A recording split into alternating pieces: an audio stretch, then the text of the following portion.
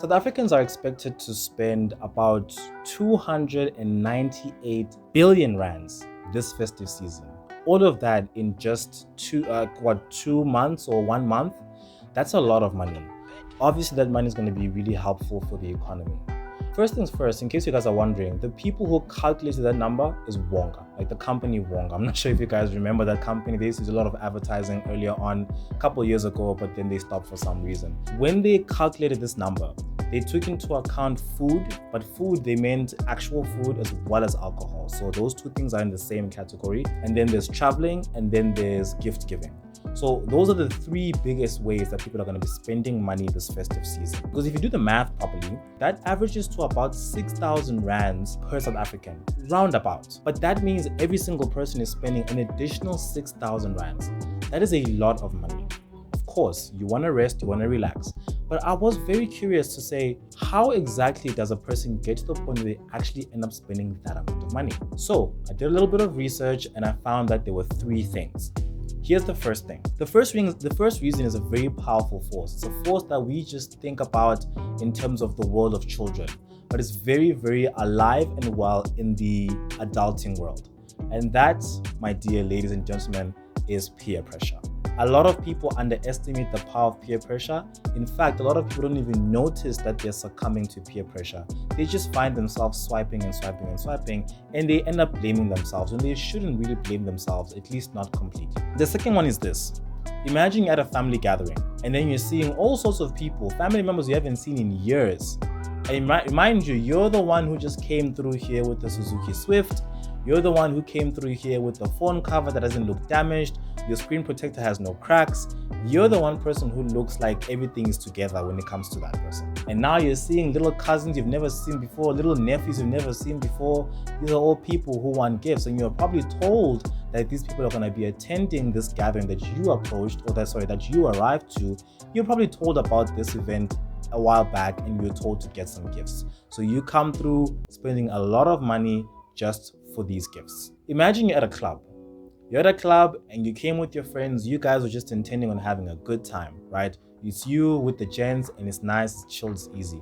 You're having a young Savannah there. You're drinking, you're getting a little bit tipsy. It's doing what it's supposed to do. And then your best friend vanishes for like a good 10 minutes. You're wondering where he is. You think he's at the bathroom. Okay, fine, whatever. You keep drinking, you keep chilling with the rest of the friends. And then after a while, this gen comes through with 4 or 5 new baddies. And now you guys are stressing because now he's coming through saying, yeah, this is my friend. He's the one who does this. Trust me, when it comes to money, this is the guy you can ask. He just came in the car. Now he's busy delegating roles to you guys in that moment in front of the hands. So now you can't exactly embarrass your friend. So now you're going to be pressured to actually, do something. And chances are you're going to have to get some alcohol, get a couple more buckets, way more buckets than you're intending on getting. And that friend of yours is busy saying to you, I'll pay you back tomorrow morning. Just enjoy the moment.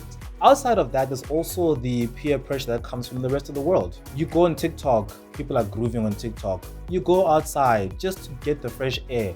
But your neighbor over there, he's got a cooler box and he's got his city golf with all the boots and the doors open. And he's blasting his subwoofer at 9 a.m. in the morning because somebody decided that that's exactly what he's going to do with his bonus. So it's very difficult to act as if the festive season doesn't exist. You can feel it in the atmosphere, specifically in this nation. Now I'm sure you can understand how that 298 billion rands tends to build up very, very quickly. I hope I'm not too late in saying this, but again, the purpose of this video is for us to be able to find ways for you to be a bit more responsible with your money. So here are a couple of tips that I've thought of. The first tip is this: budget, budget, budget. It's not Christmas yet. Christmas is still about a week or two away. Tell yourself, this is the amount of money I'm going to spend on fun. This is the amount of money I'm going to spend on my expenses.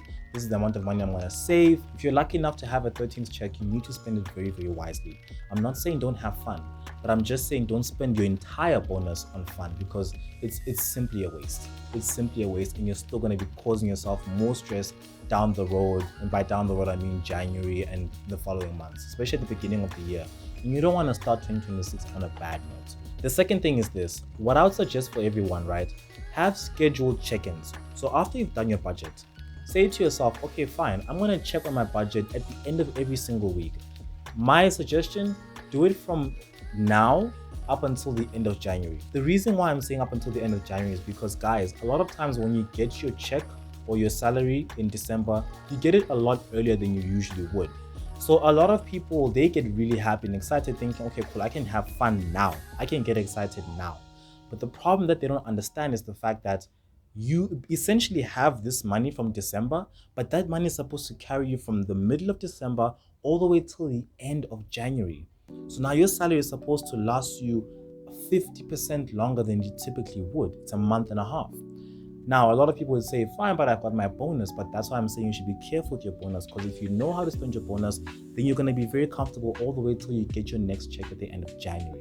Third tip is this. This is the most important tip. And this is the tip. Subscribe to Financialize 101. Seriously, the reason I'm saying that is because this is a personal finance channel. It's a channel supposed to be helping you spend your money better. One of the best ways to know how to spend your money better is to educate yourself, and that's where this channel kicks in. So it's definitely a good idea for you to subscribe. And outside of that, support your boy, man. Just support the boy. Also, I got a new mic, you know what I'm saying? Like, sorry I didn't acknowledge it earlier on, but yeah, we got a new mic, man. We have motion, we're moving, you know what I'm saying? Anyway, what's the fourth tip I can give you? Unfortunately, this is going to be the last tip. Be very careful about what you buy. What a lot of people don't understand and don't know, I just learned this actually when I was doing my research, is this. Companies take advantage of the fact that everyone is in an excited mood, because in December, people are not as careful as they typically are, especially when they're making purchases. People just pick up and buy, pick up and buy, pick up and buy. Plus there's a rush because everyone's getting their bonuses, and whatever you want, chances are everybody else wants those things. So there's a bit of a rush as well. So what companies have decided to do is take advantage of those very frenzy kinds of atmospheres by placing products that are either very, very old or either secondhand, and they're just gonna put those on the shelves, and they're not gonna disclose to you guys that this is secondhand, this is on sale or anything like that. They'll still charge you the full price. The reason I'm saying this is because that's what the South African government has seen. I got this information from the South African government's news agency. Be very, very careful of what you buy. Make sure that what you're buying is something that you've given a second look. That way you don't end up buying nonsense that you cannot return. All right, guys, that's the video. I hope that it was informative. Please do enjoy your holidays, but be very, very smart about it. I don't want everybody starting to post those memes about how you're going to be broke in January, etc., etc. That doesn't have to be you. It can be everybody else, but it doesn't have to be you. So long as you're part of this community that I'm trying to build, it doesn't have to be you. That is my conclusion. Please, if you have any more extra tips that you've picked up along the way, please do share them in the comments. If they're definitely something that I like and I also agree with, I might make a follow-up video just to help people push throughout this month, and then I can include some of the tips that you offered. And other than that, guys, seriously, watch out for peer pressure. Set boundaries with your friends, set boundaries with your family. You know, we're grown, we're adults. Let's do things the right way. See you in the next one.